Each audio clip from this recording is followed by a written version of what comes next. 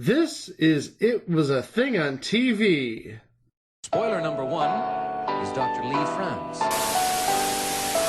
It stinks. What is going on? What is going on? Episode number 75, submission number 260, Video Power. Video Powered aired in syndication from the fall of 1990 to the spring of 1992 for a total of 83 episodes. Video power, Video power, My show is kicking with maximum hype. Say video power, yeah, that's right, word. I've got the ability to make you win.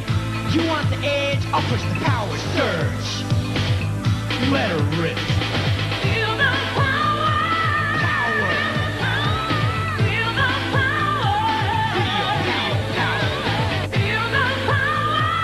Power. Feel the power. Feel the power. Power. Feel the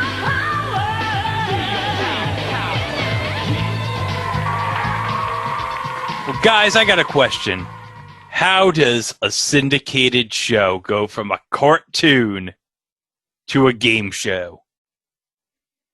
You know, that's a good question because we've talked about shows which have changed names.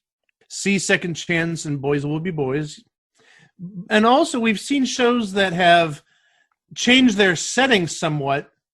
Look at We've Got It Made, kind of, sort of.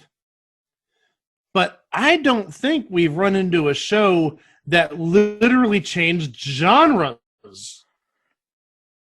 That's just insane. But, well, you know what? Let's talk about, like, how did this come about? This came about in the age of the silver age of video games, as it were. Nintendo was controlling just an insane market share in the video game market.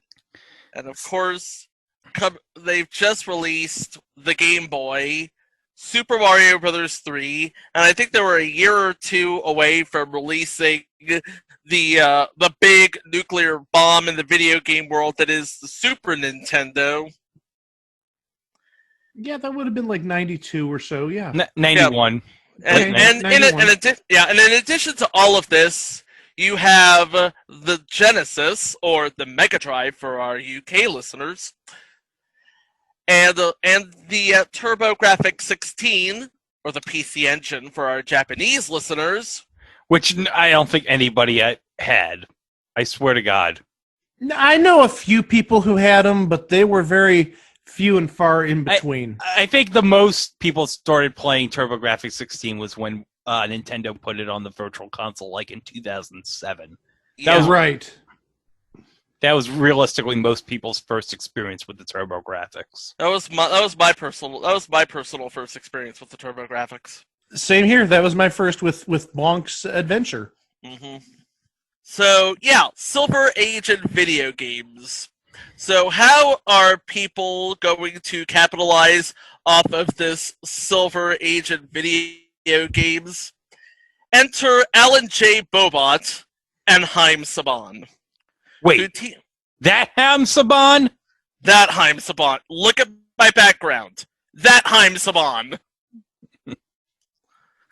We're doing this on Zoom, folks. Anyway, yeah, they've teamed up to create what was a daily video game news magazine that speaks to kids and teenagers, or at least that's what their target demo was. And to host it all, they got a 15-year-old New York actor by the name of Stevie Paskowski. But he wasn't Stevie Paskowski. Oh, no. He was Johnny Arcade. And he had and if you're a kid and you watch this show, he had just the swankest setup. He had this chill area with couches and snacks and a really big screen, and On the other side, he had this desk that had a Nintendo, it had a Genesis, it had his Game Boy, and it had a Turbo Graphics for some reason. And it also had just so much space for everything, and this was just the if you were a kid who played video games, I know that now you're an adult who plays video games and you look at it and you're just shaking your head like, what the hell, dude? But back in the day, man, that was the hook up. I think that was the genesis of the man cave. I don't know. Well, also, I'll add this. Video Power wasn't alone in that market in 1990 because there was a better show, and I think universally among the three of us, we believe this was the better show. Game Pro TV, hosted by J.D. Roth. Oh, of course, it has J.D. Roth. How can it not be bad? Yep. Well, but not just him, but also the show itself was more devoted to actually the games themselves and hints and tips and tricks, and maybe in a way it was made to sell its magazine, which I'll admit, I didn't get Nintendo Power as a kid. I was a Game Pro person. I had it all. I had Nintendo Power, I had Game Pro, EGM, Game Players, Video Games and Computer Entertainment. I was all about those trips, those monthly trips to the newsstand. I was all about that. Well, to quote Christian Bale, Chico, oh, good for you! Okay, but yeah, during the interesting we mentioned Game Pro and Game Players because during the first season of Video Power, they were the supplier of much of the content, much of the news content of the video game news magazine. But you can't really fill 30 minutes, at least Alan J. Bobot and Haim Saban couldn't fill 30 minutes worth of syndication time to a video game news magazine. Because each show had 4 segments. Yeah, and of 4 course, segments. yeah, and this is daily syndication too. Yeah. You can't really. It's not like you had the internet back then to constantly update you on video game news. Yeah. It's not like it's blowing up your phone or nothing. I mean, the best you could do was, the Hot Hints line, and yes, we will be covering that in a future episode. Hey, Hot Hints is fast and fun, and it's $1.65 a minute. With that guy who looks like Ace from the ambiguously gay duo. Yep. Oh, And gosh. Yes. Oh, stop it. By the way, yeah, we'll be talking about that in a future entry. But yeah, the 4 segments of your typical episode of Video Power. The first 3 clock in at about 10 to 12 minutes, and they are Video Power Reviews, which reviews a video game that came out within the year or so that the show was taped. The Video Power Preview, which was a game that was due out soon. The Video Power Edge, which was a rapid fire sort of montage of hints, tricks, and Easter eggs, which would help you become master of the game. Actually, let me stop there because I want to bring something up. Okay. Video Power was co-produced by Bobot Entertainment, Saban Entertainment, and Acclaim Entertainment. This is going to become relevant later, by the way. And of course, I should mention Acclaim Entertainment was based out where I live in Long Island. Well, necessarily Nassau County, since I'm in Suffolk, but you know what I mean. Yeah, I know what you mean. Anyway, the fact that Acclaim Entertainment would have produced this is going to become relative in a few moments. But what was the slogan for Acclaim Entertainment? Masters of the Game. Which they did not use anywhere in the actual TV show.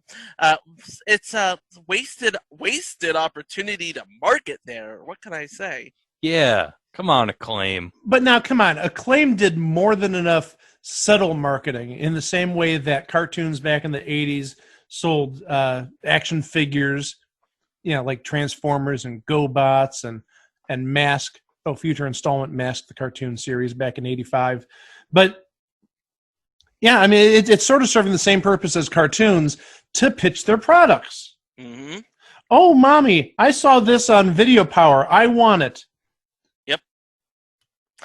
Anyway, then there was aside from like the sort of wayward interview, I remember there was like a birthday party for Johnny Arcade, which took up like the second half of the show on one episode, and there was one episode with Blaze and Ice from the American Gladiators that took up the second half of the episode. Ooh! Like I said, just not just a video game TV show, a video game news magazine, basically the video game version of Inside Edition. But to break up the monotony, there was a fourth installment of Video Power,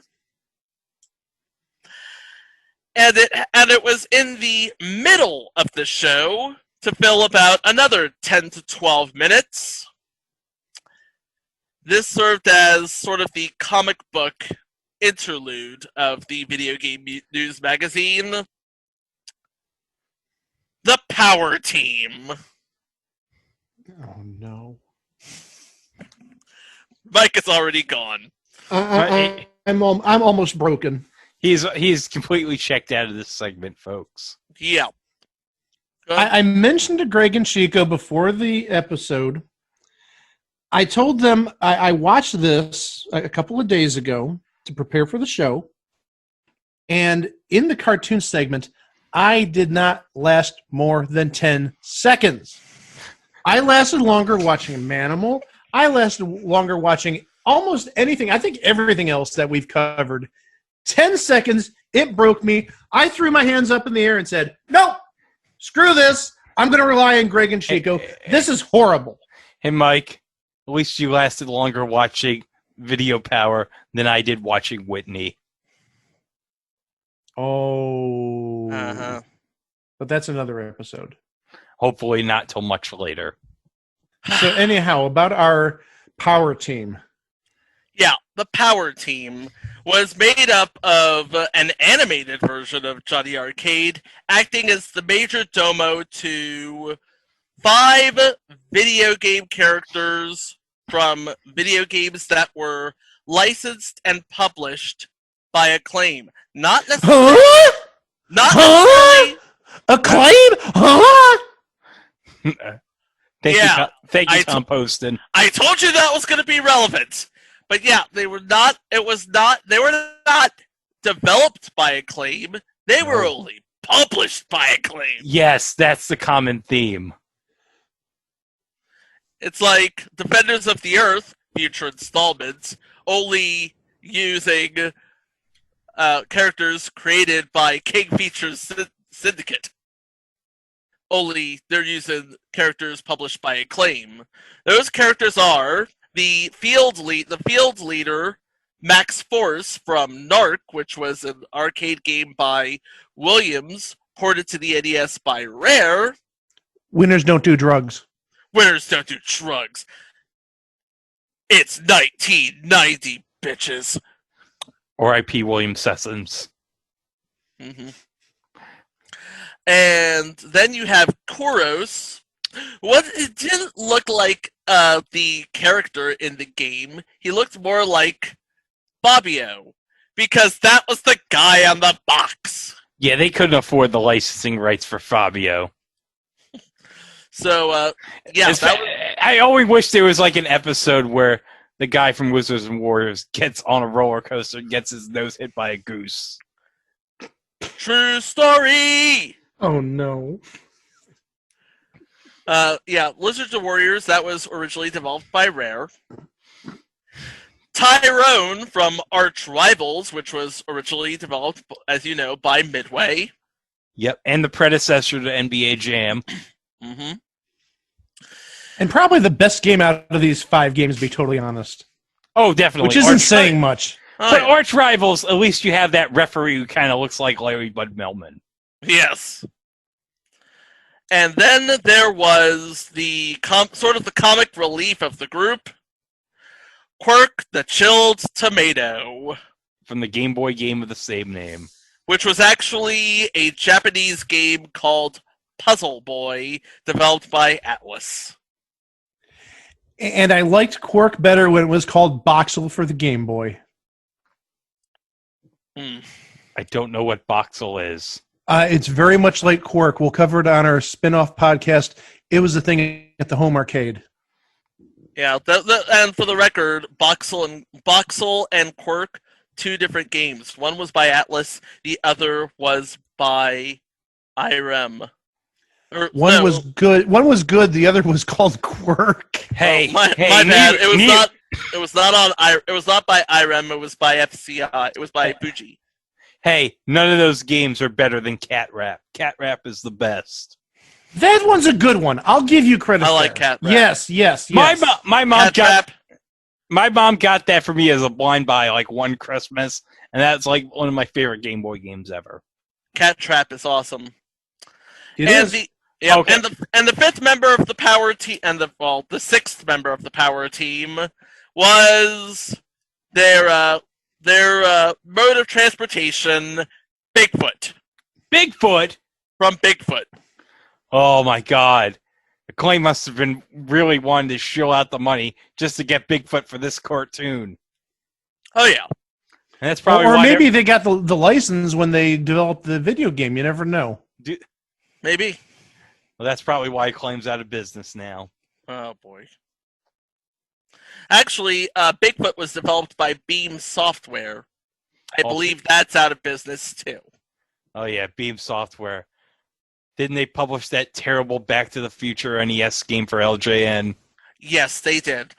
Fun fact, LJN and Acclaim were sort of in cahoots with each other to try and get around the NES 5 games per calendar year, son. Yeah, because Acclaim bought LJN in like 89. Yeah. So they had all these shell companies that get around that stuff. Yeah, similar like Konami with Ultra and... Yeah.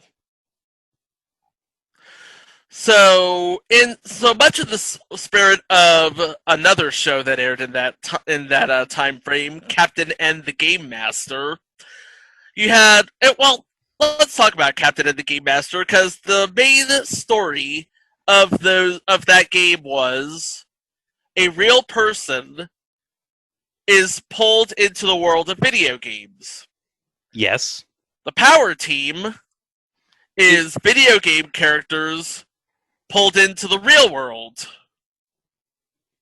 They don't ever mention how that happened. No, they just show up. They just show up. It's not like magic or anything. Well, if you look at the opening of the power team, that's pretty much the closest thing we're going to get to exposition. Is okay. Johnny Arcade is playing Quirk, Narc, Arch Rivals, Wizards and Warriors, and Bigfoot, and all of the characters jump out of his TV screen. Well, if Bigfoot jumped out of his TV screen, wouldn't the house be like a mess? Oh yeah. Again, and really, since Quirk was a Game Boy game, wouldn't he be like really small because of the small Game Boy screen? Interesting thing. They used the Game Boy graphics in the opening of the Power Team, but they displayed it on a television set. Yeah, because the Super Game Boy is not until 94. Right, yeah, that doesn't come along That until makes no the Super sense. NES. Maybe Yeah. he had like some developer kit or something. Interesting thing, they were actually working on something that will make you play NES games, or Game Boy games on the NES. But it never got out of development. I'm sure like a Retrobit or one of those companies today could make one. Oh yeah. Oh, yeah. absolutely. Well, I do believe that Retron, they did create a console where you can play NES, Genesis, Yeah. SNES, Game Boy. Yes, I know they there's do. one you could definitely play Game Boy on. The Retron 5 by Hyperkin. I know that. Yeah, I thought about getting a back when Second and Charles was trying to move all this stuff. I thought about it. I never really. I haven't thought about it since I thought about it. If that makes any sense. So the cartoon. So the cartoon has these 6 characters, related by no other fact that they're on video games, published by Acclaim, trying to fight the forces of evil led by Mr. Big from Narc, which showed up on like 85-90% of the episodes that aired. Yeah, Mr. Big was like the main baddie of the series. Mm-hmm. And Mike is drinking and he doesn't give a shit about any of this. Yeah. I told you I lasted 10 seconds.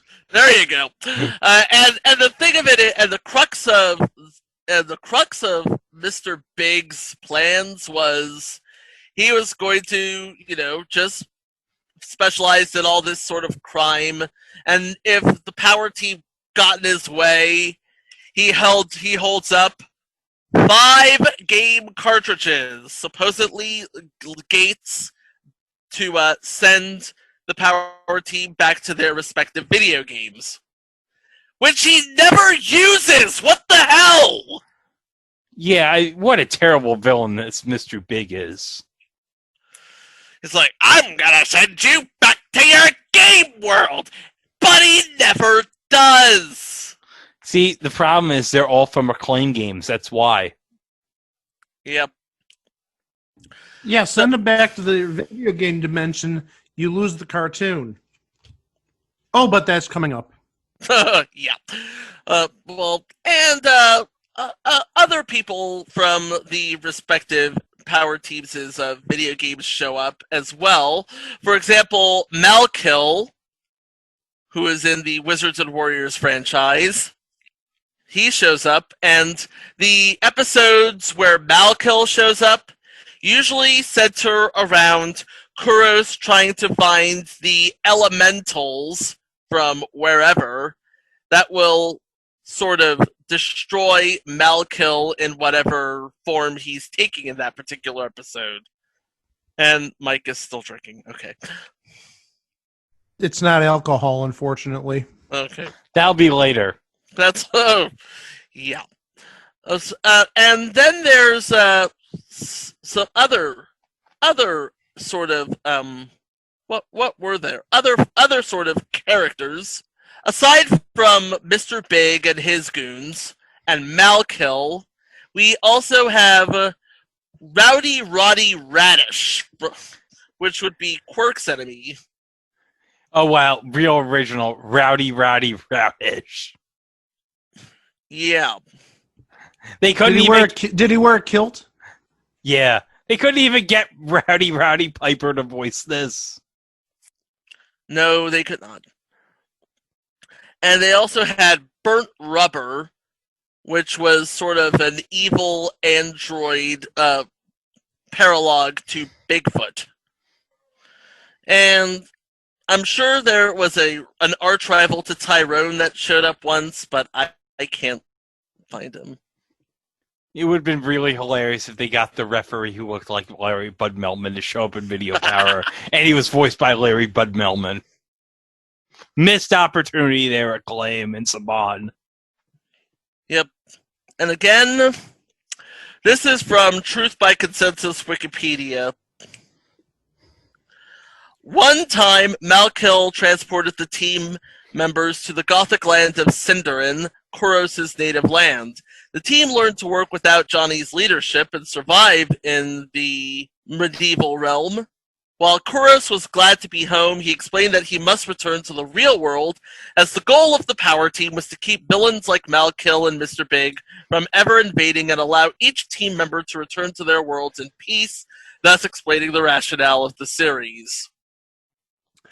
Also, I should add that the aforementioned Rowdy Roddy Radish was not actually in the Quark video game. That character was actually made for the cartoon itself, as well as another character, supposedly from the Quark world, Patricia Parsnip. Everybody knows that the damsel in distress in Quirk was Tammy.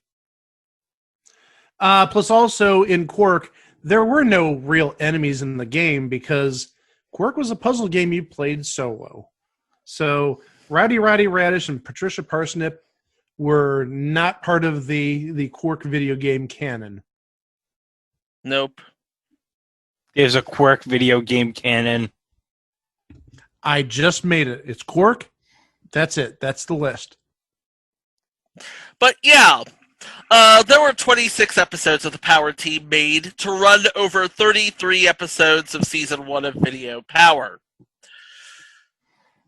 which didn't really make much sense.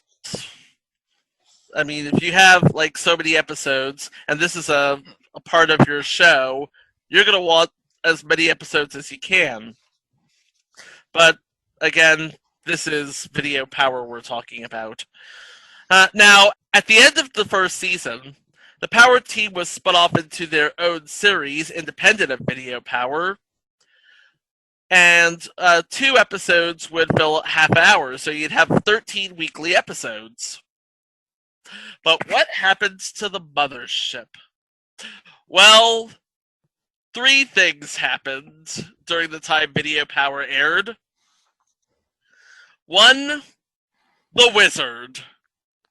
Yes. It was, to some, a cult classic and our generation's version of The Who's Tommy. Hey! Look what I'm holding right here. I'm holding the Wizard Shout Select Blu-ray right here. Nice.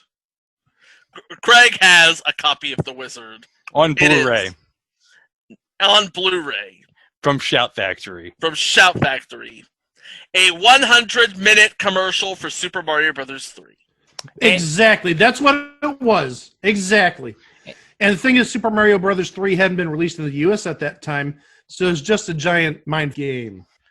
Yeah, there was a reason for that because back in those days there was a shortage on microchips. Yes.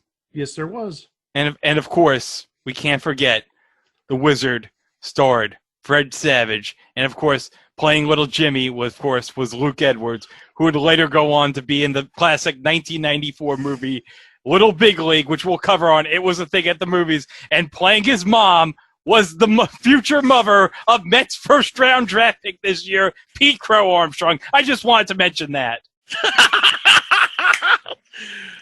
Do you feel better now, Greg? Oh, yeah, I definitely feel much, much better that I mentioned that Pete Crow Armstrong's mom was the mom in Little Big League. Awesome. And, of course, with the Wizard, you also had the 1990 Nintendo World Championships. That would be number 2 thing that happened. The 1990 Nintendo World Championships, which toured all across the country to find the best gamer in America to face the best gamer in Japan to see who would be the best gamer in the world. And of course, we all know who took the 12 to 17 category, the legendary gamer by the name of Thor Ackerland. Aaron Schroeder won the under 11, and Robert Whiteman won the over 18 title. And of course, there were 3 games in that pile in Nintendo World Championships. You had your Super Mario, you had your Rad Racer, and you had your Tetris. Yes. And you had to achieve a cumulative high score across all those games with a total time of 6 minutes and 21 seconds. That doesn't make any sense to me either. But no. One of the hosts of those championships we will talk about momentarily. Yes. But we're getting ahead of ourselves. The third thing that happened, and Mike talked about it earlier, GamePro TV. Kelly News and Entertainment and J.D. Roth creating a better product a weekly better product, and it just yeah. We've already said what we need to say about GamePro TV. It was awesome. It was. It was legitimately must-see TV for video gamers back in the day. It was. So you put all those things together, and video power, it went through the change. Yeah. And this is the video power that we mostly know. Mm-hmm. I won't say know and love, but we mostly know. Yes. Season 2, Video Power, the game show. Now, like Season 1, the show had the Video Power Edge, which was a rapid cut of tips and Easter eggs and whatnot.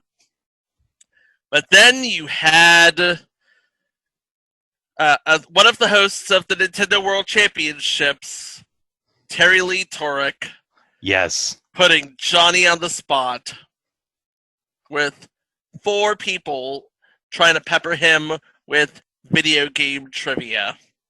And mostly failing. And mostly failing, but the ones who'd succeeded got a copy of whatever game Johnny pulled Yeah. from wherever. Yeah, they would. Your Bad News Baseball for NES from Tecmo. I don't know. Yeah. Again, it was 1990. 50% of all Nintendo games were shovelware, basically. Bad News Baseball is not a bad game. Yeah. So those 4 people who were called on by Terry, they were invited to play in that episode's show. Now this was Monday through Thursday. Yes. So the way it would be is it would usually be like either 2 games that they would play, or there'd be 1 game the entire week. Yeah, they did have theme weeks like Batman Week and Teenage Mutant Ninja Turtles Week and Battletoads Week. And they did a WrestleMania Challenge week. It's WrestleMania Challenge. At least it's better than WrestleMania on NES. True. By the way, Super WrestleMania, that was the bomb. Just saying. No. Royal Rumble on Super Nintendo was the bomb. Yeah. Because at least you could play as Ric Flair in it. Just saying. Mm-hmm. So the 4 players, they come on down and play the first game. They were given 2 minutes and 2 seconds to score as high as they could. Though on some shows it did vary. On some shows it was a minute and a second, and on others it was a minute and 41 seconds. And I'm guessing that's because maybe the shows ran long previously. Who knows? But Yeah. just the whole minute and a second, 2 minutes and 2 seconds, I don't get that. Okay, so the 2 minutes and 2 segments part in the first game. So the top 2 scorers would go on and play a trivia round. And so there'd be 3 questions worth 10 points. There was a 4th question, I think, worth 20 points. And then there was a 5th question, usually like for a prize or something, like a game or something. And it would usually be like, what's this game on this screen? And if you guessed it right, you won the prize. Or like, what's this tune from this game from? Or whatever. Mm-hmm. And I found it interesting during the quiz. Now, the players were wearing Velcro vests. And if They're called power vests. Yes, they're wearing power vests. Yeah, because it's video power. And power helmets. And so for the questions, the 10-point questions earned them a slice of pizza with the number 10 on it. Yes. And the 20-point question was worth a mushroom with 20 on it. Yeah. Well, I think it's kind of interesting. Maybe there's a little video game tie here because pizza was the Teenage Mutant Ninja Turtles thing, and the mushroom was obviously Mario's thing. Yeah. It was a wacky little crackpot theory, but it makes a little bit of sense maybe, but also at the same time, since this is a claim, I don't think you're going to be promoting a lot of Mario. I don't know. On the pilot of Video Power, they did have tips for Super Mario Brothers 3. So Okay, so the two contestants would play a final round for 1 minute and 1 second, and whoever had the best score won 50 star points and the game. now, if there was a tie at the end, then the tie would be broken by whoever scored the highest on the first round. Oh, so if you were like in second place, and the other contestant got 50 points, you're basically screwed right there. Yeah, Why couldn't you just do a tiebreaker question? because that would take too much time. I don't Right. know. So the winning player gets to go to, for lack of a better phrase, the prize mall, Yeah. which That's what they was referred to it on the show, yeah. oh they did oh I remember that. Yeah, I know rememberies. Anyway, they go to the prize mall, which was this sort of 1.5-story video game vault, which had just 2 walls of video games. And they gave you 41 seconds, although they started at 30 and eventually tacked on an extra 11 seconds somewhere down the line, to collect as many games as you could within that time, and then rush headfirst down a tube slide. Because if you were a nerd, if you didn't have a video game system in 1990s, you were an outcast if you didn't have a tube slide. Oh, you damn right. Now, technically, a player did not win the round if they did not exit the maze before time expired, but often they just said, you know what, screw the rules. Yeah. Yeah, it's better to make the kid happy than have the kid crying on camera. Now, there was also a secret game in the prize vault, and they would tell them where it was, but they would not tell them what the game was. Oh no, there's some episodes where they tell you what the game is. Yeah. There was one. I was watching a couple episodes, and they would say, "Okay, here's the game." They wouldn't say where it's at. They'd say, "Here's the game you're looking for." And yeah, so maybe that's another thing that changed over time is they went from the name of the video game to, okay, look for this, and they actually show the package art or actually the box, to, okay, the secret game is in this area. And then, of course, what's the kid going to do? He or she's going to hoard all the video games in that area to ensure that they won the Konica camera or whatever the secret prize of the day was. Right. But lest you think that was all they won, was whatever games they found and a secret prize for the secret prize game. All of the winners from Monday through Thursday came back for the Friday final to compete for an even bigger prize, I guess. Well, the thing was, the Friday winners at the end of the season would all meet in like a super tournament at the end of the season. Yeah, and like the super tournament would be played for a Super NES, a trophy, a trip to Universal Studios Hollywood, and a $10,000 scholarship. Dang. I made $10,000, and all I had to do was score the most in Double Dragon. Yeah. Didn't the Friday winners get like the miracle piano? I believe so. Yeah, that's exactly. I know there were some Friday winners who won a Neo Geo. Oh yeah, finding the games for it. Oh yeah. Congratulations on buying this $1,000 system. Good luck trying to get games for it. And if you can find games, they're going to run you like $300 a piece. Yeah. We should mention that the video games inside the mall, they weren't really the best of games. No. We saw titles like, and this is maybe the best title of them all, sadly, Classic Concentration. Oh my gosh. They must have had like 100 copies of Classic Concentration they had to get rid of. And Heavy Shredding was another one that came up fairly regularly. Ultimate Exodus was a fan favorite. Yeah. Ultimate Exodus. Yeah, I remember Bad News Baseball. I remember like Jackie Chan, the Jackie Chan game on NES, which, by the way, at my local retro gaming store, you know how much a copy of the Jackie Chan game on NES is worth? $2.99. No. Okay, $64.99. Are you kidding me? No, if you got like 3 copies of that back in 1991 in the bonus round of Video Power, you might as well be sitting on a gold mine in 2020. Wow. Yeah, so the games weren't the best necessarily.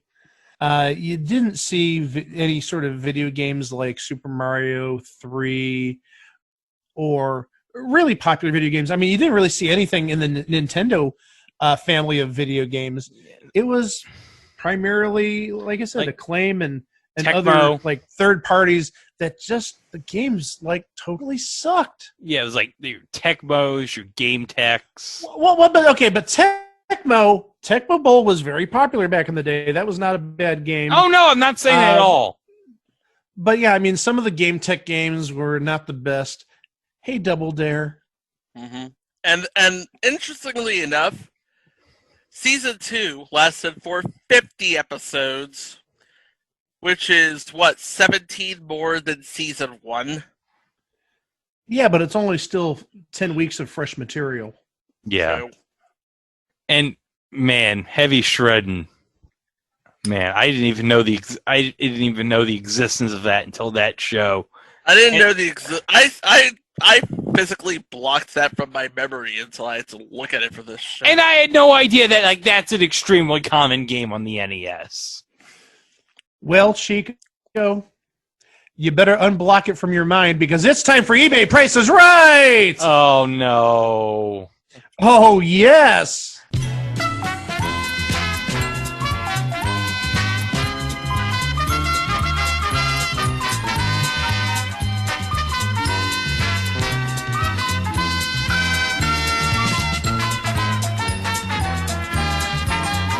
Chico, you're going to play this solo. We're going to do a clock game style. Okay. Because I've already shown Greg this, and Greg got this item like in 29.9 seconds. He barely beat the clock. Okay. Yes, it did.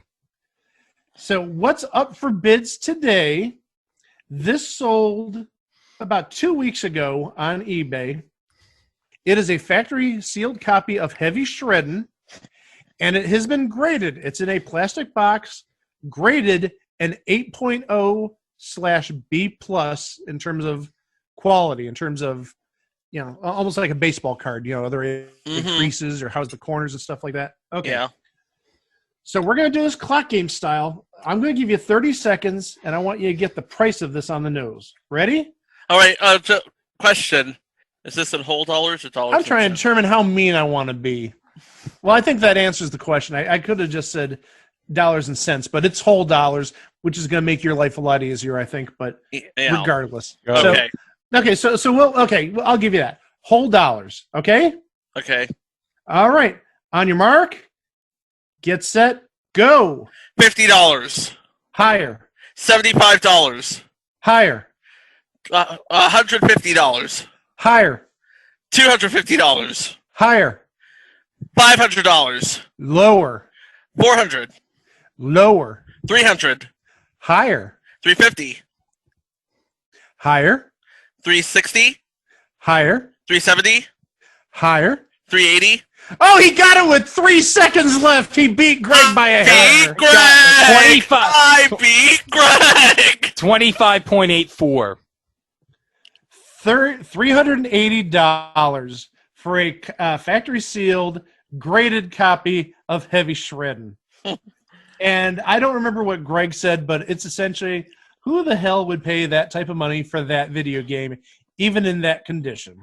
Well, Mike, you're going to get ready for this. Uh-oh. Are we having a? Is it two for Monday? Yes.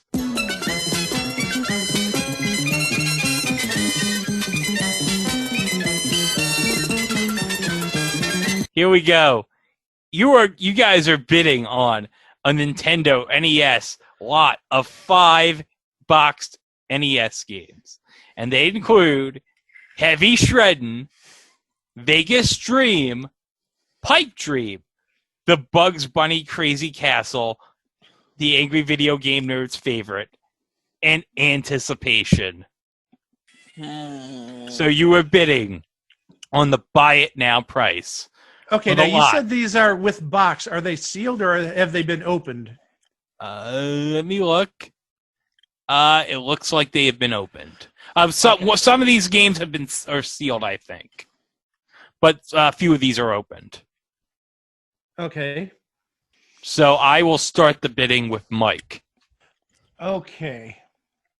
None of those are particularly rare games, and just from experience, I have 2 copies of Pipe Dream for the NES, and neither of them work for whatever reason. And they're the only 2 NES games that I have that don't work. They're both Pipe Dream, so figure that one out.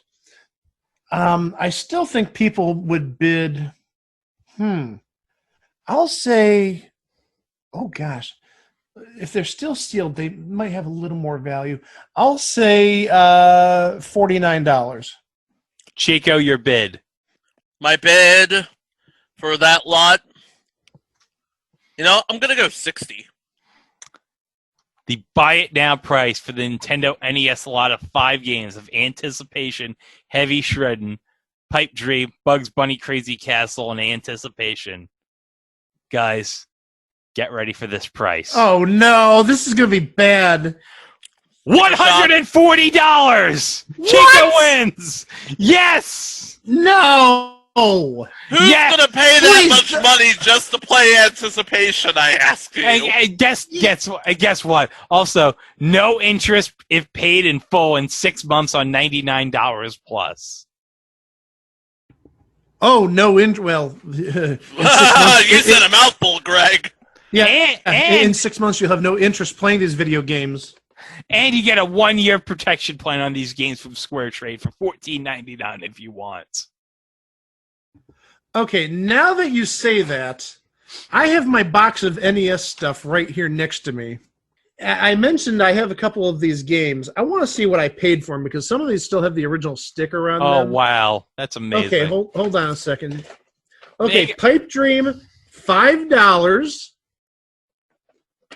The second copy of Pipe Dream was $2.99,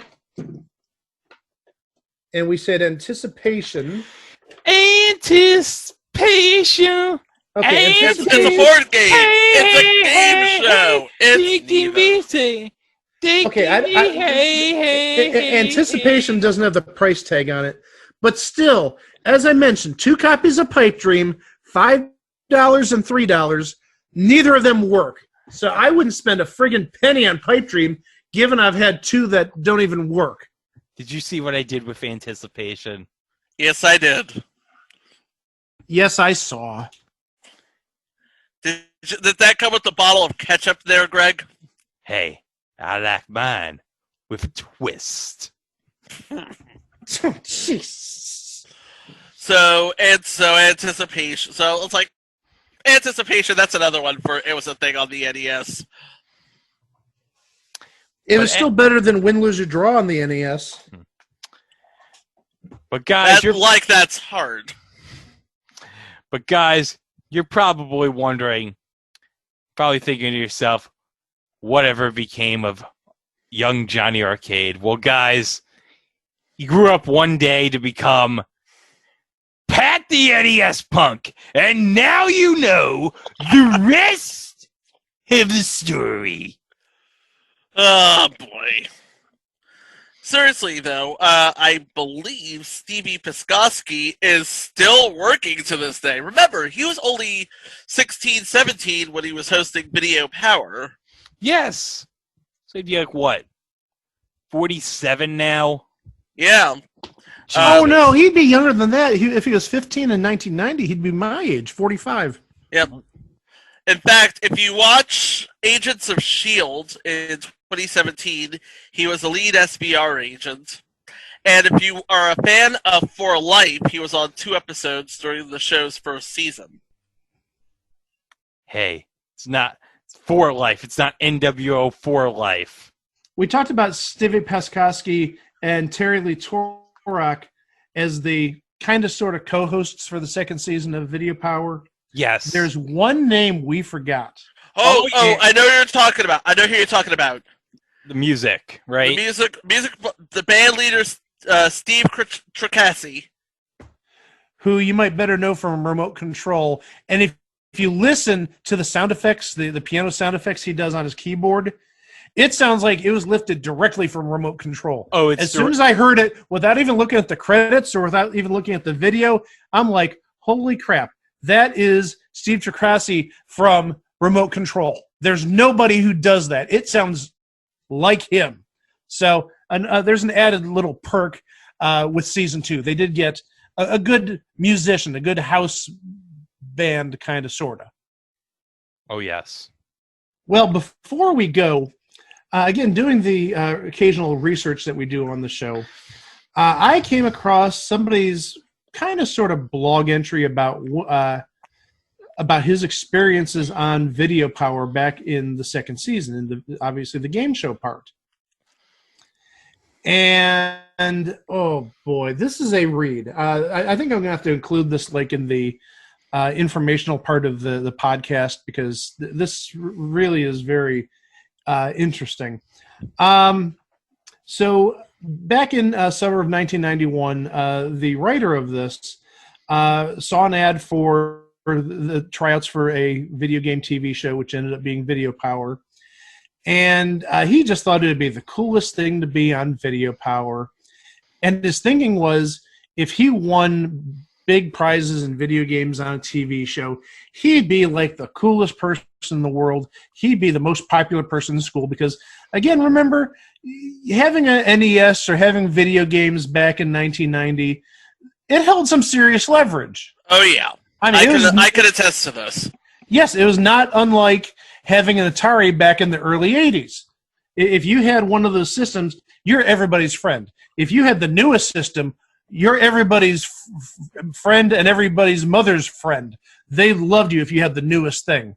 And I even remember back in like 85 going absolutely gaga over the Atari 5200, and I know Greg thinks I'm an absolute loon over that. Yes, you are. Yeah. Thank you. You know what? I could picture in 1990 a young Mike Klaus going up to some lady. He wanted to slow dance to a Boyz II Men song and say, "Hey, baby, I just got the Adventure of Link the other day. You want to play?" And then she says, "Is that a Game Boy in your pocket, or are you just happy to see me?" Oh. And I pull out the Game Boy. Yeah, I'm playing Quirk, bitch. Yeah. So anyhow, fun fact: he still has the copy of Quirk. No. That the copy of Quirk I found 10 years ago at a video game store, a little local place, just doing some day tripping in this area, looking for video games, and I've never seen or heard of Quirk before. That looks interesting with the tomato on the case. It was $2.99. Anyway. Well, anyhow, I still have it. It still works. Anyway, back to and I'm $2.99 poorer because of it. No. Anyway, anyhow, getting back to this person's experiences with the TV show. So what ended up happening is he got on the show, and he was essentially the best player of the 4 on the show. He mentions that one of the contestants he played against was, and this is said with all due respect, not being derogatory or anything, a female who had very few, if any, video game skills. It looked like she was playing a video game for the first time. And so he ended up beating his competition that day and made it to the mall, and ended up on the Friday show where he didn't happen to win. But he just mentioned about the cluelessness of his players, because one of the games that was played that day was Tecmo Bowl. And so they didn't have any sort of limits on what team you could play. So the thing is, if you wanted to do Bo Jackson in Tecmo Bowl, gosh knows what Bo Jackson does in Tecmo Bowl. He just like rifle stomps over the competition. So he played the New York Giants, who at the time were world champions, remember, because this is Super Bowl 25, or just after Super Bowl 25, I should say. So he just like racked up the wins playing the Giants, while everybody else played like the Tampa Bay Buccaneers or the New England Patriots, who sucked at the time, or at least weren't as good as they were nowadays. But so he just rolled over the competition in the first round. Ended up getting some really bad video games. Little Ninja Brothers, which he says must have had 30 copies in the maze, making it impossible not to win at least one copy. I'm going to tell you right now, Little Ninja Brothers was the shit back in the day, okay? You could have had yourself 30 copies of it, because there were about 30 copies in the maze, he says. And he also mentions that there's like no parity in terms of the prizes, because he mentions that the big prize of the day could have been a Game Boy, which would have been probably about $100 back in the day, all the way up to a Neo Geo system, which we mentioned went for mucho dinero. So then he got to the Friday episode. He didn't get past the Friday episode, and he thought he was going to be the king of the school. Well, guess what? It was anything but that. People at school were making fun of him, talking about basically being a video game geek and staying very derogatory. This was back when nobody got paid to play video games competitively. Well, not just this was long before Twitch. Yeah, but not just that. The comments were the type of derogatory comments you'd hear from people who were in their tweens to early teen years, using certain terms that would be homophobic slurs nowadays. Let's say that. I think you may know where I'm going with that. Gosh, I hope you do. So yeah, he had dreams of being big man on campus, and he just got relentlessly teased by the people at school. You're the geek who was on the game show, and you won 40 copies of Little Ninja Brothers, or whatever it's called. Yeah, Ninja Brothers. I won 40 copies of Little Ninja Brothers. You play your cards right, you may be going home with one of them. So, mess around and find out. Mess around and find out. You got 10 copies of Jackie Chan on NES. It's not like that game's going to be worth $65 one day in 30 years. So I just wanted to share that little anecdote. Look back at this person's video power experience.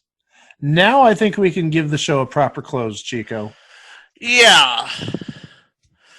I'll tell you right now, Video Power started life as a video game news magazine, ended life as a video game news magazine / game show.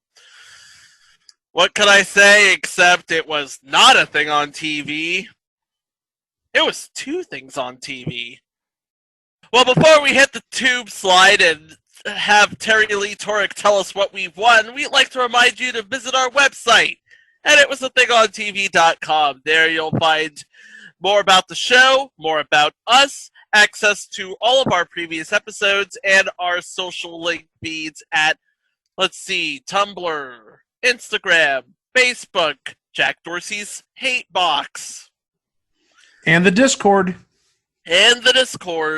Along with a link to deep dives and editor's cuts over on our friends at Place to Be Nation Pop. Ain't that right, Greg? Yes. I don't know if we have anything coming up on Wednesday for the previous week's episodes, but I'm sure we'll think of something. If not, you can just re-listen to them back to back in one sitting. Yeah. It's actually good for our show. Is good for long road trips. It is. And also you get to hear me do the Place to Be Nation promo break with the Girls in Cars NES music from the WrestleMania video game that for some reason was used for the $1 Million Man. What? Yeah. Weird. Speaking of weird, you're gonna want to see what we have for our next show. Ain't that right? Oh my god. This is... Mike is shaking his head like he doesn't know what he's unleashed on the world. Well, I'll tell you what, folks. There's one word I can use to describe the next topic, and that word is undescribable. It's bizarre. It may be the weirdest thing we've covered. It might be the weirdest thing we probably ever cover on this show. Yes, it's even more weirder than cheap. Are you saying that what we're about to cover is the Twin Peaks of animated series? Yes, exactly. That's what I'm saying. It is exactly that. It is bizarre. It is what the F. It requires you to watch it like 5 or 6 times to understand every joke that's going. Because every joke in this show is flying a mile a minute. And Greg has seen every episode and has taken copious amounts of notes. No joke. I've taken 20 pages of notes. Oh, boy. Speaking of road trips, for that extra long road trip, you'll want to listen to the next episode. Dropping Thursday. Till then, it's a goodbye from Greg and a goodbye from Mike. Bye-bye. And a goodbye from me. We'll see you next time with another thing on TV. Row! And after I'm through with yous guys, I'm gonna find that little tomato quirk.